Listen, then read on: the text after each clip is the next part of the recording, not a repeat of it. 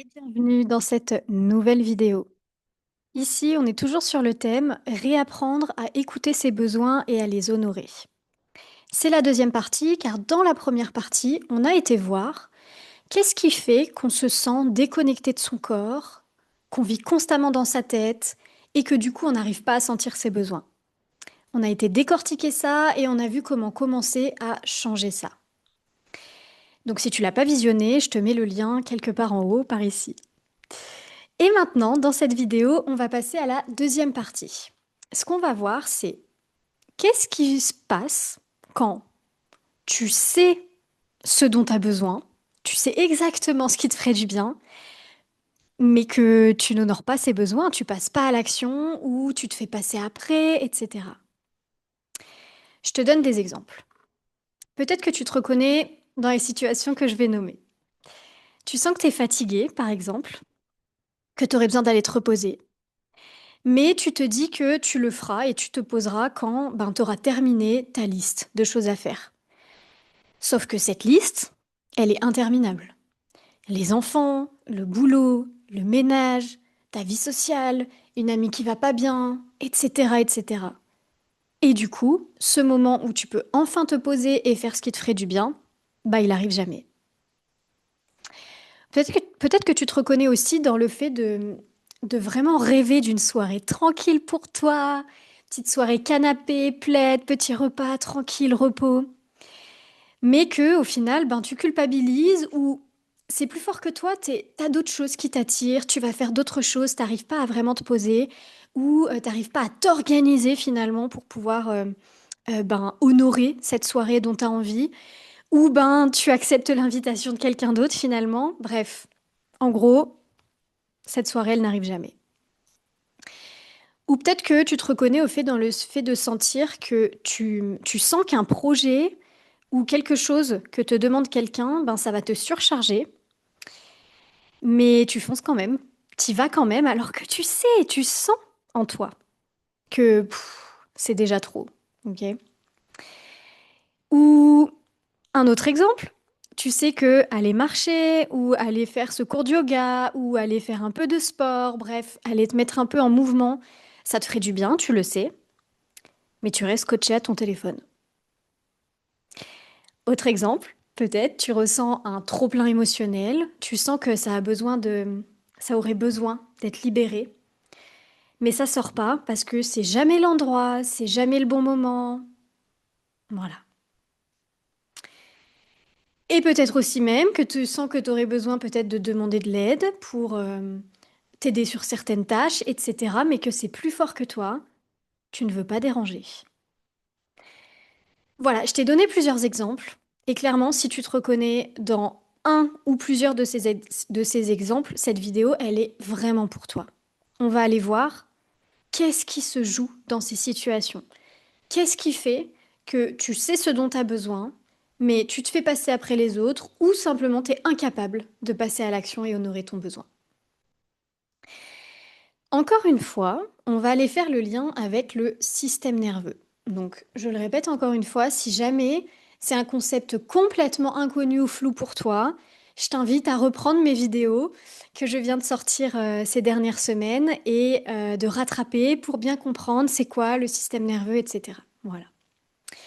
Donc là encore, dans ce qu'on va voir aujourd'hui, il y a un vrai lien avec le système nerveux. Là encore, ça se joue au niveau du système nerveux. Et tu vas voir qu'en fait, c'est brillant comme stratégie de ton système de ne pas te laisser passer à l'action ou de ne pas te faire passer en priorité.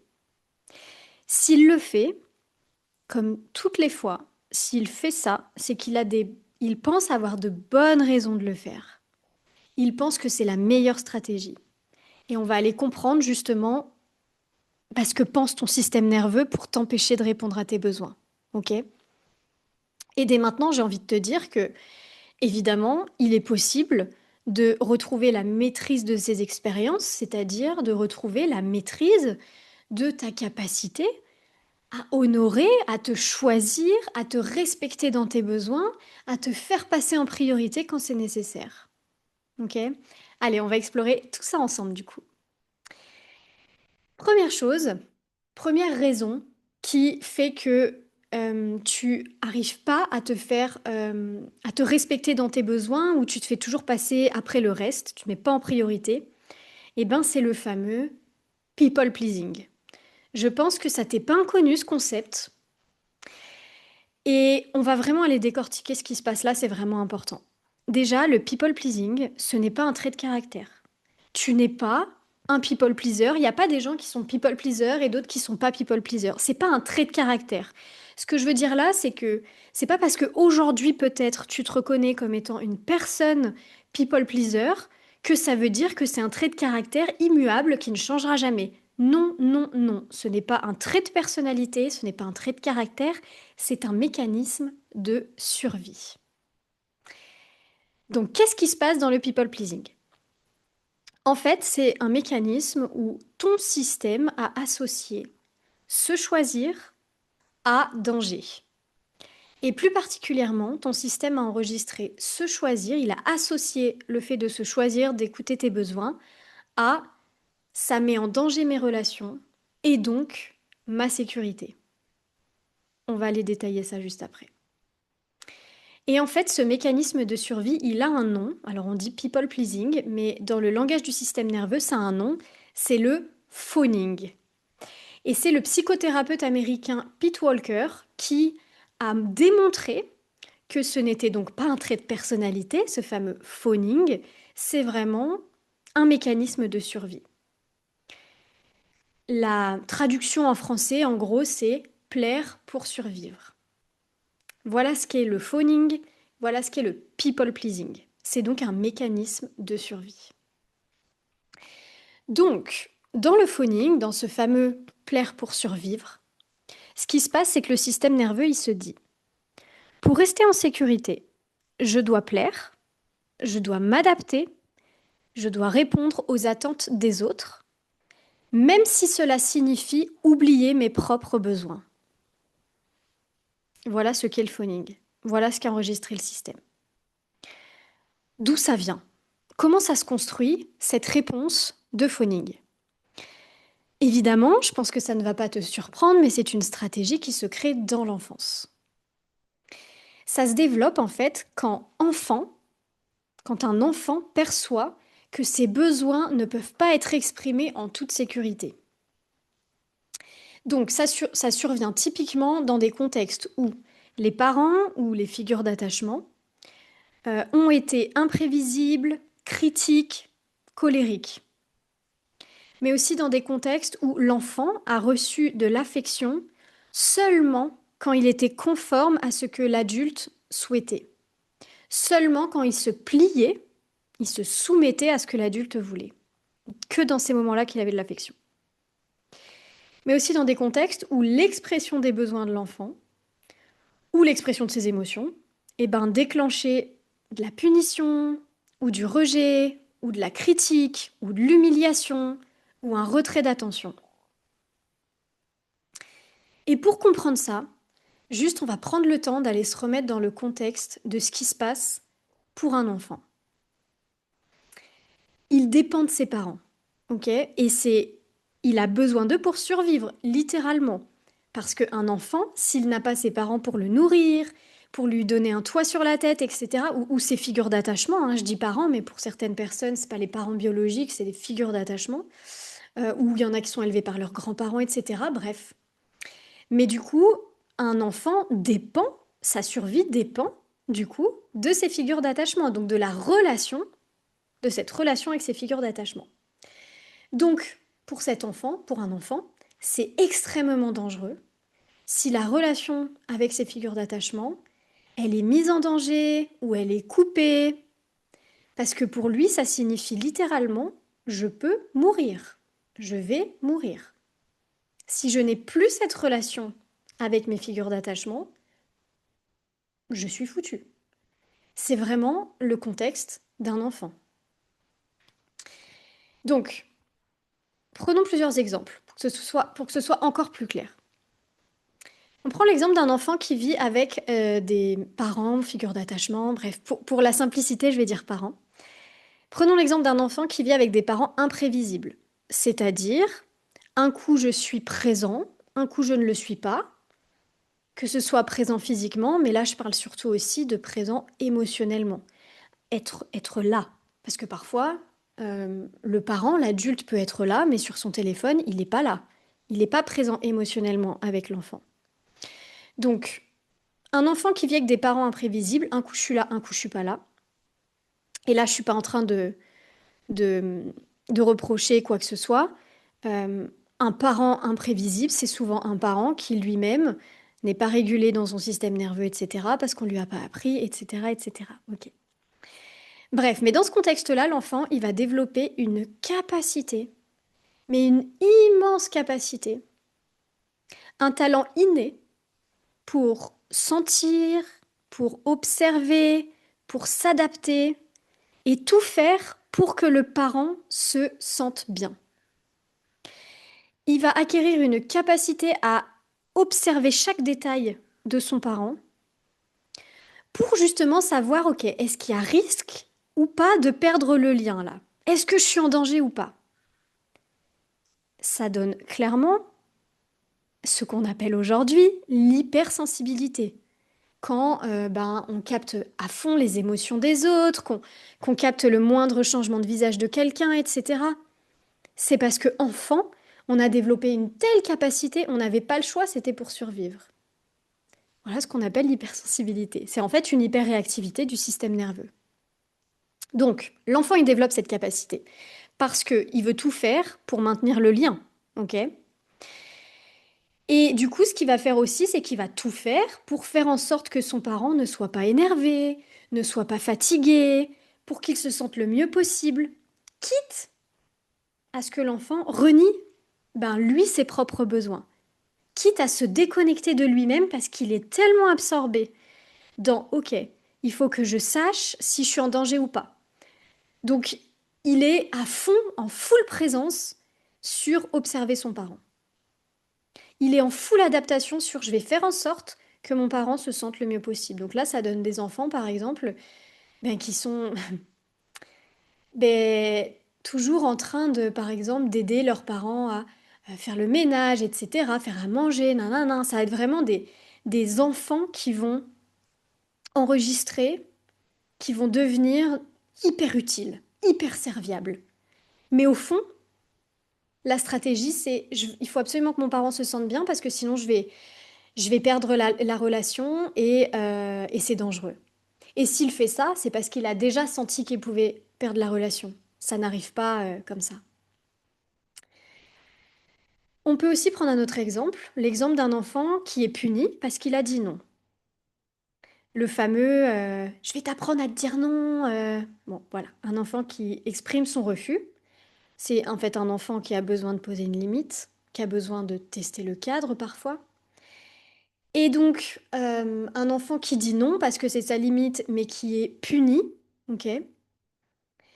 Et ben, cette menace-là de son parent qui va lui dire, bah, tu vas voir, si tu me dis non, ce qui va t'arriver, ou des choses comme ça, ben, cette menace, elle représente un vrai danger en fait pour l'enfant, parce que l'enfant, ce qu'il entend derrière, c'est, euh, enfin, en fait, c'est même pas conscient hein, ce qui se passe à ce moment-là dans la tête de l'enfant. On se rappelle, le cortex préfrontal, il met du temps à, à être vraiment développé et du coup l'enfant il vit avec ses émotions, avec ce qu'il ressent et tout ça, ça se fait très inconsciemment, ok? Mais du coup l'enfant, pour lui cette menace, ça va représenter un vrai danger, ça va être ah bah mince alors là il me dit que je vais voir ce qui va m'arriver si je dis non, bah si ça se trouve je vais perdre le lien et donc je vais mourir parce qu'on se rappelle que l'enfant dépend de ses figures d'attachement.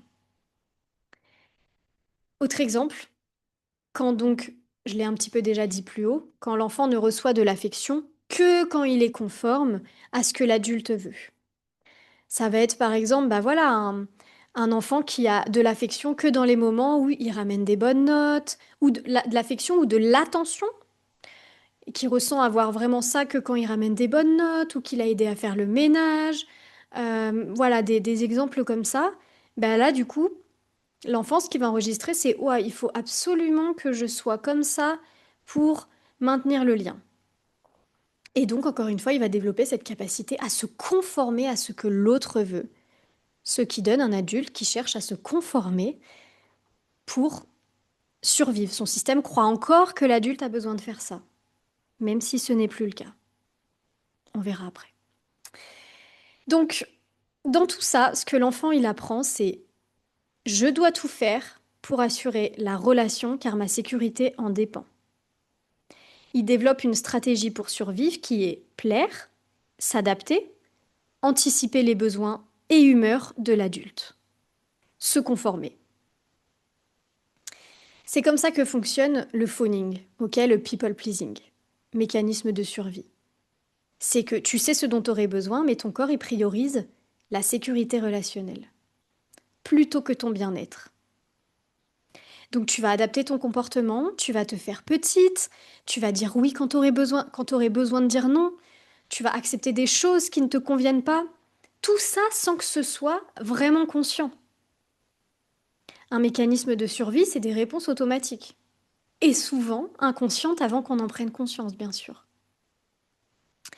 Et les conséquences de ça, c'est que en tant qu'adulte, après, tu finis par ignorer tes besoins, même lorsque que tu les connais, en fait. Et tu finis par te sentir épuisé, frustré ou déconnecté de toi-même, parce que ton système nerveux, il reste concentré sur la survie sociale. Il n'a pas eu la mise à jour qu'aujourd'hui, tu dépends plus de ça. Mais du coup, il reste concentré sur la survie sociale encore aujourd'hui plutôt que sur le soin de toi. Et au fil du temps, cette stratégie, elle peut devenir, et elle devient un schéma automatique qui te pousse à t'oublier encore et encore, cercle vicieux, et ça renforce encore l'impression et la croyance que prendre soin de toi, c'est difficile ou dangereux. Donc en résumé, le people pleasing, le phoning, c'est une stratégie de survie de ton système nerveux créée pour protéger ton lien avec l'autre. Stratégie qui a été créée dans l'enfance, qui perdure à l'âge adulte, parce que le système nerveux n'a pas mis à jour le fait qu'aujourd'hui tu n'es plus en danger. Et pour ça, il y a tout un processus pour le mettre à jour. Donc ce qui se passe, c'est que à l'âge adulte, ce besoin, cette stratégie de protéger ton lien avec l'autre, pardon, ça empêche ton système nerveux de sentir que c'est safe de répondre à tes besoins, du coup. Et vraiment comprendre ça, comprendre d'où ça vient, ça peut créer des prises de conscience, mettre plus de clarté si tu te reconnais dans le phoning, dans le people pleasing. Et très honnêtement, je pense que c'est une stratégie de survie qui est très développée. Et je pense que beaucoup de personnes vont raisonner avec ce que je dis là. Donc comprendre ça, c'est une étape clé déjà, ok, pour commencer à te reconnecter à toi-même. C'est vraiment, vraiment important déjà de prendre conscience, ah ok, là en fait, c'est un mécanisme de survie. Parce que j'ai trop entendu des personnes se définir comme moi de toute façon je suis un people pleaser. Non, tu n'es pas tes mécanismes de survie. Non, ce n'est pas un trait de personnalité, non, ce n'est pas un trait de caractère. Amen. Voilà pour déjà la première raison que j'ai envie de développer avec vous aujourd'hui dans cette vidéo sur pourquoi tu n'arrives pas à honorer tes besoins, à te choisir. Le phoning. On va voir en fin de vidéo comment commencer à sortir de ça. Mais j'aimerais te parler d'une deuxième raison qui t'empêche d'honorer tes besoins. C'est un concept qui est très important, qui me tient beaucoup à cœur de transmettre, de vous transmettre. Et là, je vais te parler de la capacité de ton système nerveux. Donc, passer à l'action, pour soi, ça dépend en fait de ton système nerveux et de ce qu'on appelle ta capacité. Rien à voir avec une question de volonté, est-ce que je veux ou je veux pas? Non, c'est pas une question de ça. C'est pas une question de performance ou autre quand je parle de capacité. De toute façon, je vais t'expliquer en détail ce que c'est. Mais déjà, il faut savoir qu'il faut une certaine capacité pour pouvoir se choisir. Surtout si tu t'es reconnu dans ce qu'on a vu avant, le people pleasing. Parce que réussir à changer tes schémas, à sortir du people pleasing, ça va demander que ton système nerveux se sente safe. Et un système nerveux, il se sent safe si on augmente sa capacité. Parce que changer ces schémas, passer du people pleasing à je me choisis, ça va demander de poser des limites, de dire non, ok, de changer des habitudes, de changer des schémas. Et cet inconfort-là, si ton système nerveux n'a pas la capacité de ressentir et de contenir cet inconfort, d'être avec cet inconfort, de le traverser, mais d'y aller quand même, eh ben tu pourras pas changer tes schémas en fait, c'est pas possible. Donc très important cette notion de capacité. Je te l'explique. On appelle ça capacité ou fenêtre de tolérance dans le langage du système nerveux. Donc la capacité ou la fenêtre de tolérance, c'est en fait la zone dans laquelle tu peux vivre tes expériences dans ta vie, ressentir tes émotions et tes sensations corporelles, sans te sentir submergé ou paralysé. Quand tu es dans ta fenêtre de tolérance, tu peux ressentir beaucoup de choses sans te sentir en danger. Tu peux accueillir tes émotions, même intenses.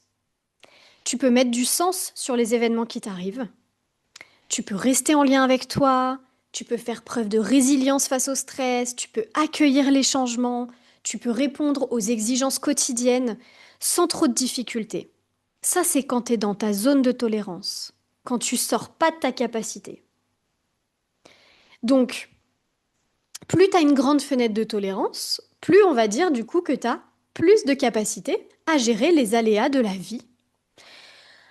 Tu auras une meilleure gestion du stress, du coup, tu auras une meilleure capacité à choisir comment tu veux réagir dans ta vie, comment tu veux répondre aux circonstances de la vie, de manière alignée à tes valeurs et à tes aspirations. Tu auras beaucoup plus de capacité à choisir ce qui est important pour toi, plus ta fenêtre de tolérance sera grande. Hors de cette fenêtre de tolérance, maintenant, qu'est-ce qui se passe?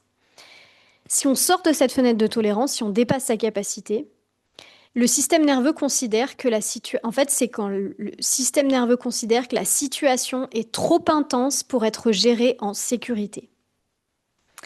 Il ne peut pas la contenir. Il n'a pas les ressources pour la contenir, c'est trop. Ok?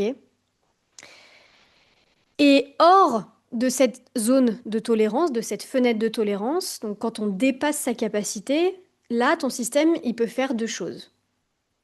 Soit il déclenche ce qu'on appelle l'hyperactivation, c'est-à-dire qu'il va mobiliser de l'énergie sympathique, enfin, il va mobiliser l'énergie sympathique, hein, qui est un état où on mobilise l'énergie. L'état sympathique va être prédominant. On se rappelle, l'état sympathique, c'est beaucoup d'énergie, ça va être beaucoup de pensées, ça va être un sentiment d'urgence, donc ça va mener à du stress, à la réponse de combat, à la réponse de lutte, un sentiment de panique, ce fameux sentiment d'urgence, l'irritabilité, de la frustration, de la colère. Voilà, ça c'est l'hyperactivation. Ok. Ou le système, s'il va pas vers l'hyperactivation, il va aller vers l'hypoactivation. En fait, là, dans ce cas-là, il va vouloir conserver l'énergie. Il se dit c'est trop.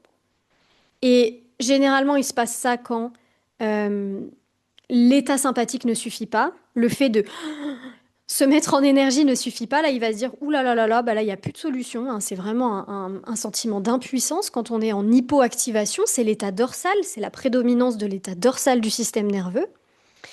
Là, ton système, il va vouloir conserver l'énergie.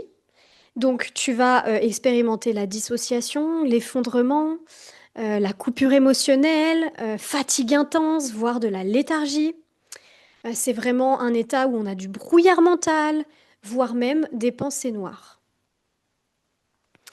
Donc, pour résumer, tu as une zone de tolérance dans laquelle tu peux vivre ta vie avec ses hauts et ses bas, sans que ce soit trop difficile, sans que ça te submerge.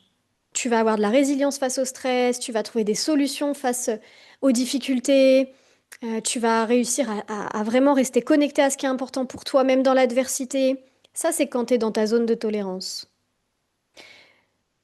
Mais en dehors, du coup, quand tu sors de cette fenêtre de tolérance, eh ben en gros, tu es en mode survie, s'il fallait résumer. Et en mode survie, qu'est-ce qui se passe? Ben, ton cerveau de survie prend les devants. Cerveau de survie, ça va être vraiment l'amygdale qui est activée, ou le système limbique. Ok. Ça va prendre le dessus. Donc, tu vas avoir des réponses de survie. Et dans le mode survie, le cortex préfrontal, il est déconnecté, du coup.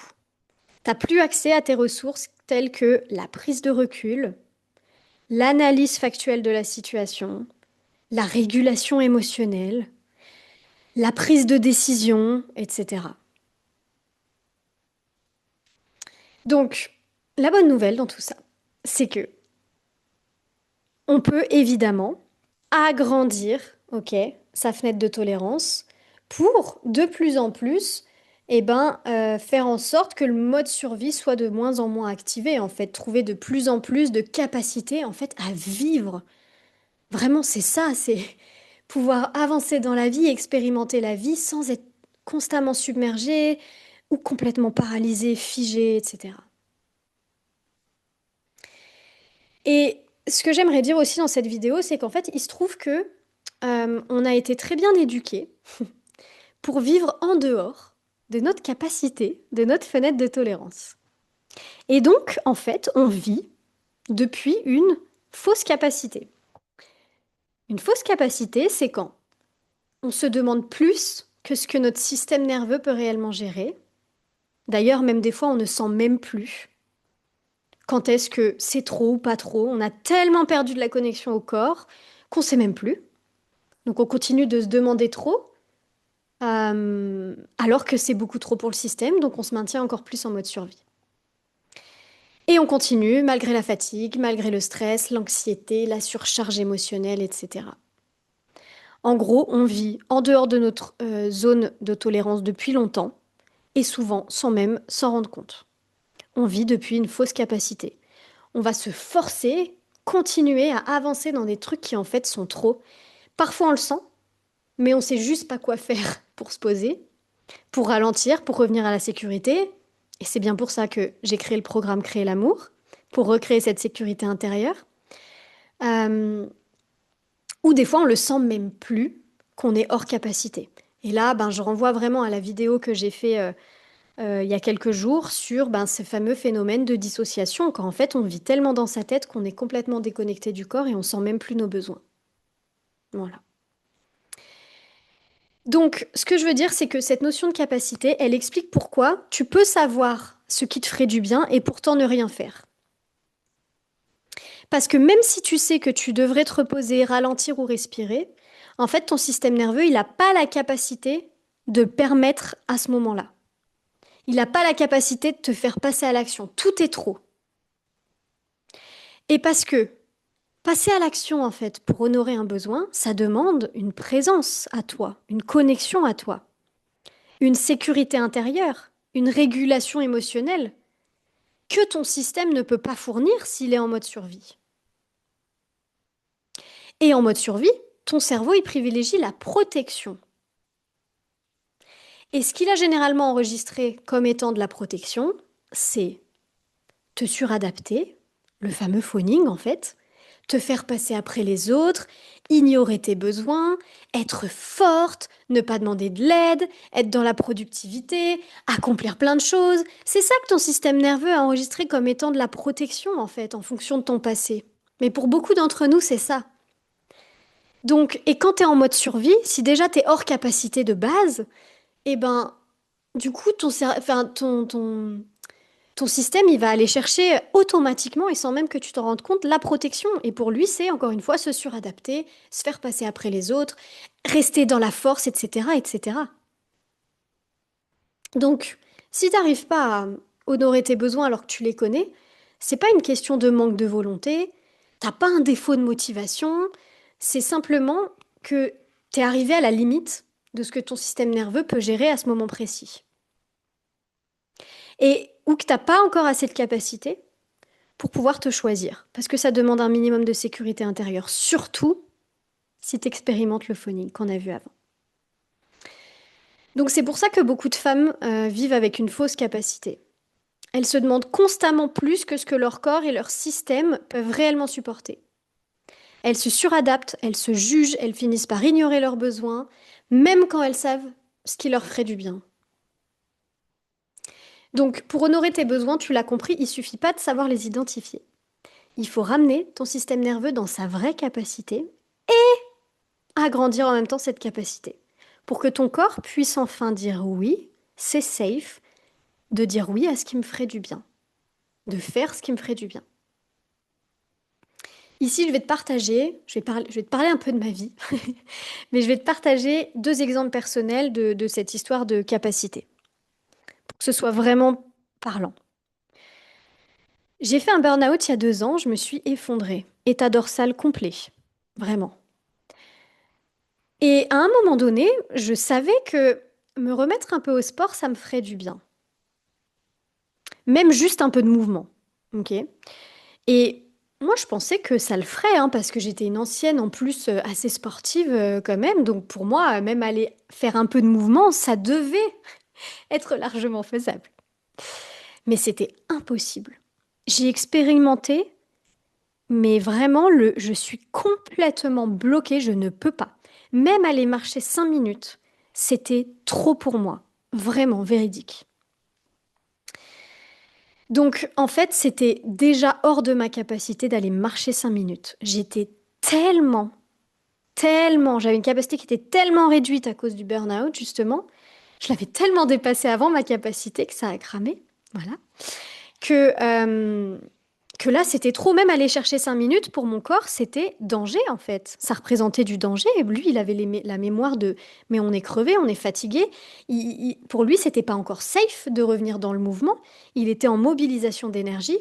En mode, en fait, on a essayé de faire, ça a pas fonctionné. Non, mais là, moi, j'arrête tout. Mon corps, il a dit, j'arrête tout. Donc, c'est là que j'ai vraiment compris une chose essentielle. C'est que sentir un besoin, ça suffit pas.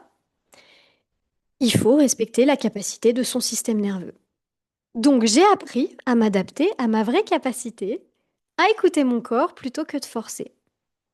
Et c'est comme ça que j'ai pu avancer progressivement, pas à pas, vers la reprise du sport. J'ai commencé avec peut-être 1 minute de mouvement, vraiment, véridique. Aujourd'hui, par exemple, 2 ans plus tard, je dirais que une séance qui dépasse 20 minutes, je sens vraiment que pour mon corps, hmm, il se sent pas très safe. Alors, je sais comment le ramener à la sécurité. Maintenant, voilà, donc, mais j'entends, j'entends. Aujourd'hui, c'est déjà énorme. Je suis revenue à pouvoir faire des séances de 20 minutes. Et il arrive encore parfois que ben, j'ai prévu de faire une séance dans ma journée et où je sens que ça se serre dans mon corps. Je sens que, donc là, je prends un temps pour ramener à la sécurité, pour mettre à jour mon système. Aujourd'hui, tout va bien. Je suis en bonne santé. Je peux faire. Et il y a des moments où vraiment je dis, bah ok, aujourd'hui ce sera que 5 minutes. Ce que je veux, je choisis quand même de me mettre en mouvement parce que je sais que ça me fera du bien, c'est important, c'est très important. Mais je m'adapte à ma capacité. Et la capacité, elle peut fluctuer aussi en fonction des jours, etc. Je crois que j'en parle un peu après dans la vidéo. Autre exemple, j'ai voulu lancer un nouveau projet. Ok, donc je me disais, waouh, ce projet, il me tient vraiment, vraiment à cœur. Sauf que, à chaque fois que je me mettais à travailler dessus, je m'effondrais. Mais vraiment, je m'effondrais. Et je procrastinais, et je doutais, et des fois je me demandais même, mais pourquoi j'y arrive pas? Est-ce que ce projet, il est vraiment fait pour moi? J'ai vraiment remis en cause même le fait que j'étais peut-être pas alignée avec ce projet, alors que non, il me tenait à cœur. C'était pas une question d'alignement. Il n'y a pas qu'une question d'alignement. Ok? Dans ce cas-là, la vérité, c'est que mon corps, il avait gardé en fait en mémoire 3 burn-out. La fatigue intense, etc. Donc, pour mon système nerveux, se remettre à travailler, ça représentait un danger. Et même si ma tête, elle voulait avancer, parce qu'encore une fois, moi, j'avais le passé d'une personne workaholic, c'est-à-dire que bosser, bah, c'était moi, voilà. Donc, ma tête voulait avancer, je disais, bon, on peut le faire, on a fait bien plus avant. Bah, mon corps lui disait, non, non, c'est trop pour moi, c'est trop pour moi. Donc, encore une fois, j'ai appris à accepter ma capacité de l'instant T. Et ce projet qui clairement aurait pu être créé en 2 mois, il a été créé en au moins 9 mois. Au moins 9 mois si ce n'est plus. Mais parce que je l'ai organisé pour faire en sorte de respecter ma capacité. De toute façon, ça n'aurait pas pu être fait autrement. Et ça a été tellement plus agréable de créer ce projet en me respectant. C'était tellement plus serein. Tellement plus serein. C'est une autre vie, en fait, qui s'ouvre. Vraiment. Quand on apprend à respecter sa capacité et à l'agrandir, ok? Parce qu'on fait les deux, en fait, hein. Mais on ne peut pas agrandir une capacité déjà si on n'accepte pas où on en est à l'instant T. Donc, je souhaite insister dans cette vidéo sur la notion de capacité. Et notamment sur ce que j'appelle la fausse capacité. Parce que souvent, notre tête, notre mental, croit qu'on devrait pouvoir faire plus, qu'on pourrait le faire, qu'on pourrait tenir plus, qu'on pourrait avancer plus vite. Notre tête, elle voudrait ça. Mais la vérité, c'est que la capacité de notre système nerveux, elle n'est pas toujours alignée avec ce que notre mental voudrait. Et c'est normal. Et accepter cette réalité, honnêtement, c'est déjà un énorme pas vers la guérison. Ce pas, il n'est pas forcément facile. Moi, j'ai mis un certain temps à accepter la capacité que j'avais. J'ai tenté plusieurs fois de la dépasser et à chaque fois, je me suis cassé la gueule. Voilà. Clairement, je me suis effondrée. Jusqu'à ce qu'à un moment donné, je dise, bon, bah, c'est bon, j'ai compris en fait. Je vais peut-être arrêter de me prendre des murs et je vais peut-être commencer à vraiment écouter mon corps. Mais il a fallu beaucoup. Il a fallu que je sois aux urgences. Voilà, j'avais fait un post sur ça sur Instagram si tu veux aller voir. Donc, pour résumer, pour honorer un besoin, ton système nerveux, il doit être assez régulé pour que l'action ne soit pas perçue comme une menace. Et oui, ça peut paraître fou, mais répondre à tes besoins peut être perçu comme une menace pour ton système nerveux. On l'a vu avec, par exemple, le phoning, mais si tu es une personne aussi qui a expérimenté des burn-out, etc., un rien peut être trop dangereux, d'accord? Plus ton système nerveux est régulé, plus ta capacité est grande. Donc faire le travail sur ton système nerveux te permet d'augmenter ta capacité pour pouvoir faire plus de choses dans ta vie. Mais quand je dis plus de choses, c'est pas une idée de quantité, c'est une idée de qualité, d'accord? Faire des choses dans ta vie qui te plaisent, qui t'animent, etc. Ok? Plus tu régules son système nerveux et plus ton système, petit à petit, va comprendre que répondre à tes besoins n'est pas dangereux, que c'est safe. Et du coup, tu pourras passer à l'action sans peur, sans blocage, etc. Ok? Donc, tu as besoin d'une certaine capacité pour passer au-delà, en fait, de la réponse automatique, notamment du people pleasing, etc.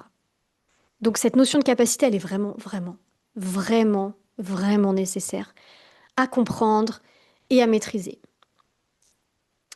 Donc voilà les deux points que je voulais aborder dans cette vidéo sur pourquoi tu as beau connaître tes besoins, tu n'arrives pas à te choisir, tu te fais toujours passer les autres, etc.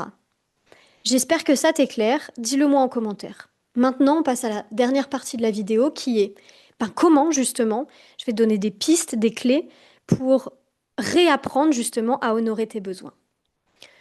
Tu vas pas être surprise, la première piste, c'est déjà accepter ta réelle capacité et l'agrandir. La première étape, c'est accepter ta capacité telle qu'elle est aujourd'hui. Vraiment. Parce que si t'es pas dans l'acceptation de ta capacité telle qu'elle est aujourd'hui, tu vas te juger. Tu vas croire que t'es pas assez bien. Tu vas te comparer à la toi d'avant, mais la toi d'avant n'est pas la toi d'aujourd'hui. Ta capacité, quand bien même tu veux forcer avec ta tête, ça ne va pas faire que tu vas mieux y arriver. Au contraire. Tu vas encore plus pousser ton système nerveux. Tu vas encore plus lui mettre de pression. Et si ça continue encore et encore et encore, ça mènera à l'effondrement. C'est la suite logique dans l'échelle polyvagale qu'on a vue dans une autre vidéo. Donc, reconnaître que ton système a des limites, que oui, tu as des limites, tu es un être humain. C'est pas un échec, c'est une réalité biologique. C'est important de le comprendre. Ce n'est pas un échec, c'est une réalité biologique. Et ne te compare pas à la capacité des autres parce qu'on a tous notre propre capacité. Et en plus, elle change euh, en fonction déjà de ton passé. Hein, il y a toute ton enfance qui va déjà influencer ta capacité que tu as aujourd'hui. Mais tes cycles hormonaux, ils jouent sur ça. Ta qualité de sommeil, comment tu te nourris, ce qui t'arrive dans ta vie. Il y a des périodes de changement qui vont faire que ta capacité, elle va être un peu plus challengée, tu vois. Donc, elle fluctue cette capacité, donc te compare pas avec quelqu'un parce que c'est incomparable. Il y a ton histoire déjà qui va faire que ta capacité, elle va déjà être plus ou moins grande. Mais ce qu'il faut retenir aussi, c'est qu'on peut agir pour agrandir cette capacité. Et heureusement. Ok. Donc, première étape, reconnaître et accepter ta réelle capacité. Ensuite, ça va être de ralentir, justement, pour recommencer à écouter ton corps. Identifier les états de ton système nerveux. On va faire des pauses, enfin, en tout cas dans Créer l'amour, on va faire ça, on va faire des pauses. Ok, tiens là, est-ce que je suis en état sympathique, en état dorsal? Qu'est-ce qui se passe? Juste, on observe. Et on va commencer à identifier, tu vas pouvoir mieux identifier les moments où tu es fatiguée, tendue, anxieuse, ou au contraire disponible et présente. Ça va être nécessaire. Dans le travail avec le système nerveux, il y a cette phase de je ralentis pour observer. Qu'est-ce qui se joue? Parce que c'est à partir de ce moment-là, quand on se met à observer, à identifier les choses de manière neutre, que justement on neutralise les réponses automatiques. C'est en observant les choses de manière neutre qu'on neutralise les réponses de survie automatique. C'est là que tu vas pouvoir choisir autre chose dans cet espace-là. Ok? Mais ça, on va apprendre à le faire, observer sans juger. Je vais vous guider dans Créer l'amour à faire ça. C'est la première étape. Et ensuite, tu vas apprendre à honorer ta capacité, adapter tes actions à ce que tu peux réellement gérer, plutôt que de te forcer et de t'épuiser. Ok? Et oui, ça va réveiller ta critique intérieure. Oui, ça va réveiller des parts de toi qui se disent ouh là là là là, mais attends, mais c'est dangereux de ralentir, etc. C'est pour ça qu'on va aussi aller apprendre à gérer ces parts qui se réveillent, ces parts de protection, etc. On va apprendre à faire ça ensemble. Donc, comme je te disais, tu peux aussi apprendre à agrandir ta capacité. Et ça se passe par de petites actions régulières qui restent dans ta fenêtre de tolérance. Déjà, plus tu respectes ta capacité, plus ton système nerveux, il se dit, ah, là, elle m'écoute, c'est bon, ok. Et le lien de confiance va se créer entre ton système nerveux et toi, entre ton corps et toi. Et là, la sécurité va pouvoir se construire. Ensuite, il y a des pratiques somatiques spécifiques pour agrandir aussi sa capacité. Et ça, on va le faire dans Créer l'amour. Et puis, quand tu auras un minimum de capacité et de sécurité intérieure, on va aller élargir justement cette zone de tolérance. Élargir cette zone où tu peux ressentir, agir sans partir en mode survie.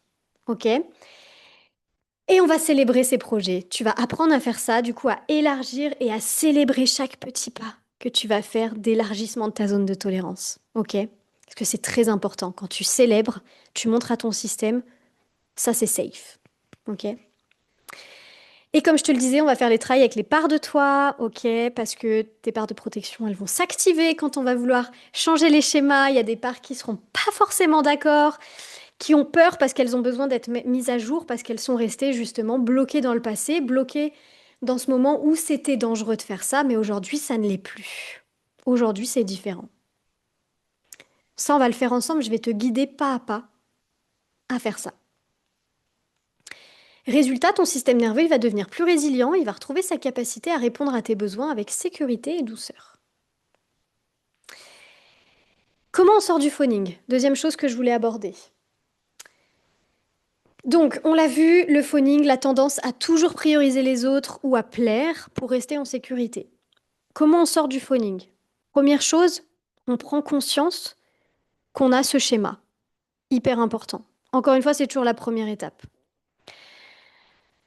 Ça va être commencer à remarquer ces fois où tu dis oui alors que t'aimerais dire non. Quand tu te forces à faire plaisir alors que t'es fatigué.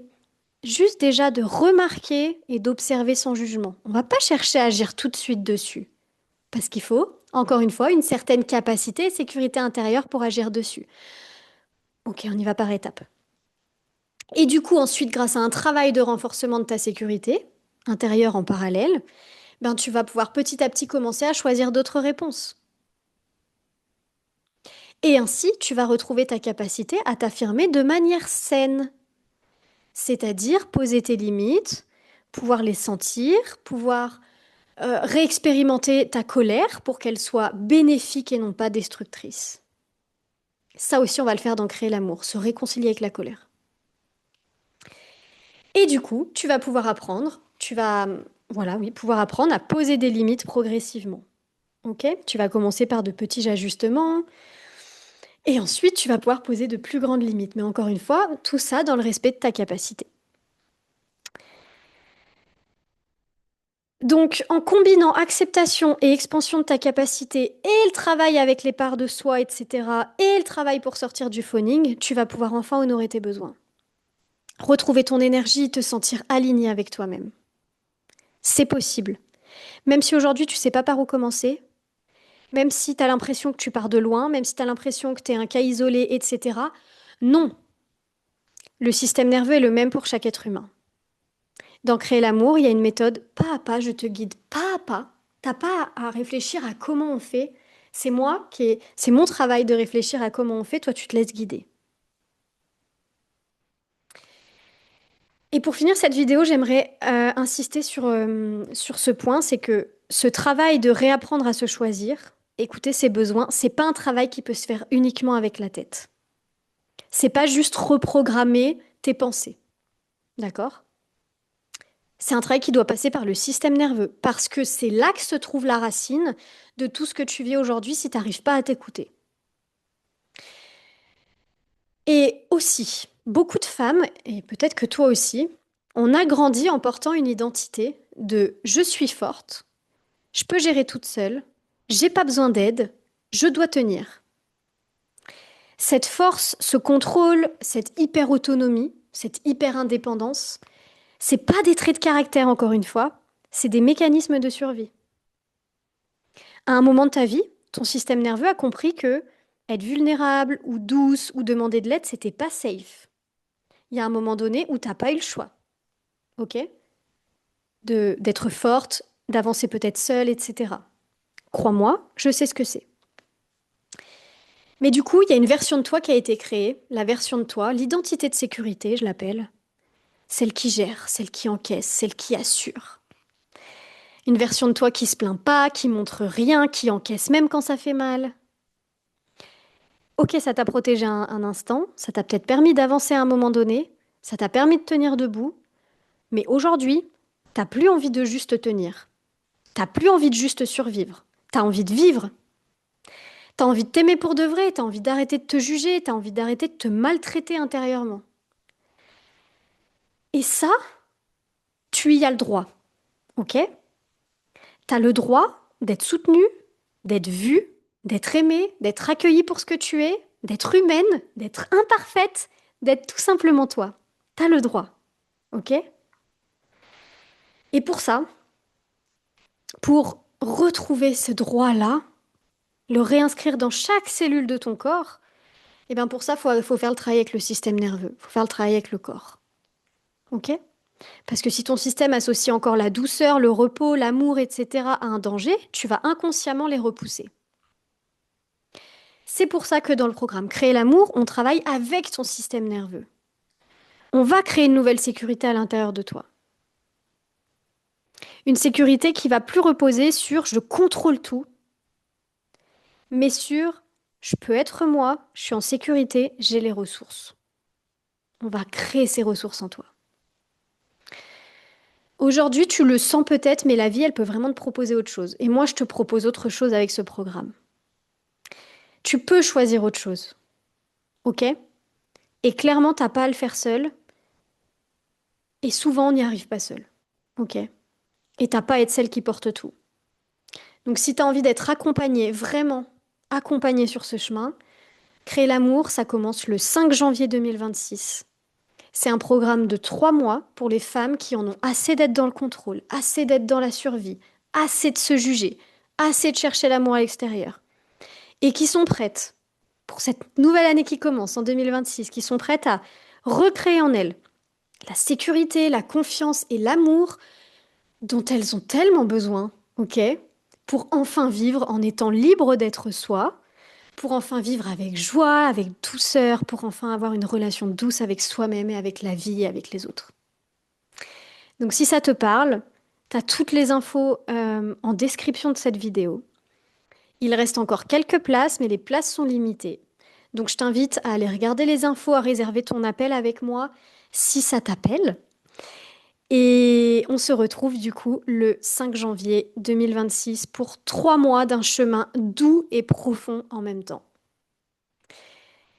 Je te remercie d'avoir écouté cette vidéo. N'hésite pas à me partager comment ça te parle. Vraiment, je serais hyper ravie de pouvoir échanger avec toi sur comment ça résonne, si ça t'a parlé, etc. Si tu as des questions aussi auxquelles je pourrais répondre dans d'autres vidéos. Et puis voilà, si ça t'a parlé, mets un petit like. Moi, j'adore quand j'ai des likes, des partages de la vidéo, des commentaires. Voilà, ça me fait hyper plaisir. Je mets beaucoup de cœur vraiment à vous transmettre tout ça. Et du coup, voilà, je suis hyper contente quand j'ai vos retours. Merci et on se retrouve dans une prochaine vidéo. Bye bye!